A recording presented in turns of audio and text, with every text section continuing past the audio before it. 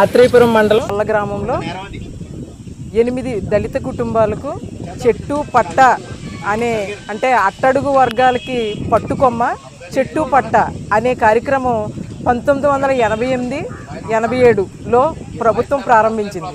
అయితే దీనిలో భాగంగా లొల్ల గ్రామానికి చెందిన 8 దళిత కుటుంబాలకు 60 చెట్లు చెప్పున వాళ్ళకి చెట్టు పట్టా కింద ప్రభుత్వం పట్టా ఇచ్చింది.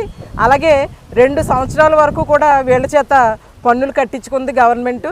అయితే ఇటీవల అంటే 15 సంవత్సరాల నుంచి దిగుమర్తి రాజారావు గారు అనే ఆయన 60 కొబ్బరి మొక్కల్లో ఇంచుమించు 44 మొక్కల వరకు కూడా కల్లూరు ఫ్యామిలీ వాళ్ళు అన్యాయంగా తీసేసుకుంటున్నారు. అలాగే 15 సంవత్సరాలుగా వాళ్ళు దిగుమర్తి రాజారావు గారు పోరాడుతున్నారు. అంతేకాకుండా పసల కొండమ్మ అనే ఆవిడ ఇంచుమించు 40 కొబ్బరి మొక్కలు పాతుకోవడం జరిగింది. గత అక్టోబర్ నెలలో అంటే 2025 అక్టోబర్ నెలలో 40 మొక్కలు కూడా ఇరిగేషన్ డిపార్ట్మెంట్ వాళ్ళు తొలగించారు. ఏ ఆర్డర్ ప్రకారం తొలగించారు, అసలు మీకు ఆర్డర్స్ ఎక్కడి నుంచి వచ్చాయనేది మేము ప్రశ్నిస్తున్నాం. అంతేకాకుండా ఇరిగేషన్ డిపార్ట్మెంట్కి అసలు సంబంధం లేదు ఇది. ఎందుకంటే చెట్టు పట్ట ఇచ్చేటప్పుడే గవర్నమెంట్ పంట కాలువల పక్కన పంట బోధుల పక్కన ఈ మొక్కలు వేసుకోవచ్చని పట్టాలో రాసింది.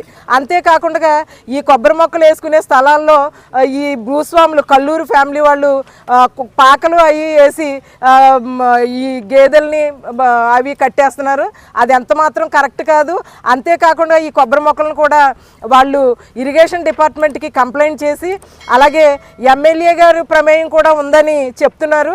ఎందుకంటే ఇక్కడ అందరూ కూడా ఇరిగేషన్ ఏఈ అలాగే ఎంఆర్ఓ అలాగే ఎమ్మెల్యే అలాగే ఈ గ్రామ సర్పంచ్ కూడా కాపు సామాజిక వర్గానికి చెందినవారు. కాబట్టి వీళ్ళంతా కూడా ఒత్తిడి తెచ్చి ఈ భూస్వాములు కూడా ఆక్రమించుకున్న ఈ చెట్లు అన్యాయంగా తీసుకుంటున్న భూస్వాములు కూడా కాపు సామాజిక వర్గం వారే. కాబట్టి వీళ్ళంతా కూడా కులపరంగా ఏకమయ్యి దళిత కుటుంబాల మీద ఈ వేధింపులు అనేవి చేస్తున్నారని మేము ఆరోపిస్తున్నాం. తప్పనిసరిగా ఇలా దళితుల చెట్లు కానీ ఈ దళితులకి ఇచ్చిన పట్ట భూములు కానీ ఇతర కులాలు ఎవరైనా సరే అన్యాక్రాంతం చేస్తే 1989 అలాగే 2015 and 16 అమెండ్మెంట్ యాక్ట్ అంటే SC/ST అట్రాసిటీ యాక్ట్ ప్రకారం ఇది నేరం అవుతుంది. తప్పనిసరిగా ఈ చట్ట ప్రకారం వాళ్ళు శిక్షార్హులు అవుతారు. కాబట్టి వెంటనే ఇలాంటి దుర్మార్గమైన పనులను వాళ్ళు విరమించుకుని దళితుల చెట్లు వాళ్ళకి అప్పగించాలని చెప్పి డిమాండ్ చేస్తున్నాం. అలాగే ఈ విషయంలో జిల్లా కలెక్టర్ గారు కలగజేసుకుని వెంటనే ఇక్కడ ఏ అయితే ఆక్రమణకి గురవుతున్నాయో అన్యాక్రాంతం కొబ్బరి చెట్లు అయ్యి అన్యాక్రాంతం అవుతున్నాయో అవన్నీ వెరిఫై చేసి న్యాయ విచారణ జరిపించి దళితుల చెట్లు దళితులు తీసుకునేటట్టుగా చర్యలు తీసుకోవాలని మేము డిమాండ్ చేస్తున్నాం.